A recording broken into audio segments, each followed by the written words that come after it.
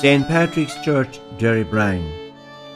A visit to St. Patrick's Church, Derrybrien, on the Gort Portumna Road, is an enduring experience. Here, beside the main altar, stands a statue of St. Patrick. But this image varies greatly from the regular statues of the saint. Here, St. Patrick is depicted as a young, able-bodied hill shepherd. Questions are raised as to when Patrick visited Derrybrien. It seems to be quite early in his missionary work. Records mentioned the townland of Turalassa.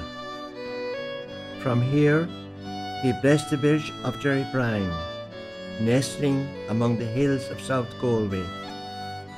And to this day, the people of Derrybrien are noted for their kindness and generosity.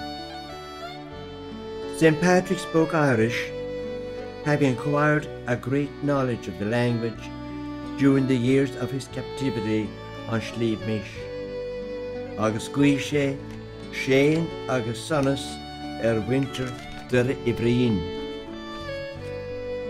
The usual form of the name nowadays is Derrybrien, and in Irish, Derrybrien, Derry meaning an oak wood. The High King of Ireland during the end of the Viking supremacy was Brian Boru from 1001 to 1014.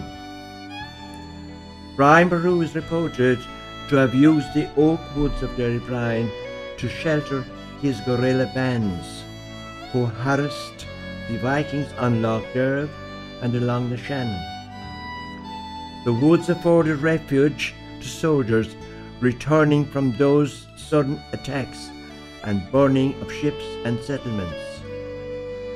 Those guerrilla fighters formed the nucleus of the Dalgash army, which finally defeated the Vikings at Clontarf. Antair Eric Machin of UCG insisted on the old pronunciation Derrybrien. Brien means a fairy dwelling, a hostel of strife. Even today, the broad R is accented by some older people. Crann. Passing through the village of Derrybrien, one cannot help noticing a signpost at the entrance to a laneway facing due south. It indicates the Derrybrien cemetery, which is called Crann, namely the tree of the holy oil. From our school days, we remember the Gaelic Ola, meaning the last anointing. The name has existed over 1500 years, as its origin goes back to St. Patrick's visit to Derrybrien. The cemetery's peculiar name derives from a story about an old woman who is said to be dying at the foot of an oak tree. St. Patrick anointed her under the shade of the leaves, having convinced her to embrace the Christian religion. The old woman died and was buried beneath the tree. Since she was the first Christian to be buried in the area, all following burials took place beside her, and the cemetery was named Crann.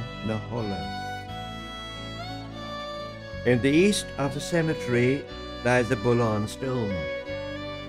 This is a block of irregular sandstone with two depressions, reputed to be the imprint of St. Patrick's knees. It is unclear as to the exact use of Bullan stones, probably grinding corn, holy water fonts, storing rainwater, etc. The Bullan stone at Crann contains rainwater at all times and is reputed to have cured people with eye infirmities.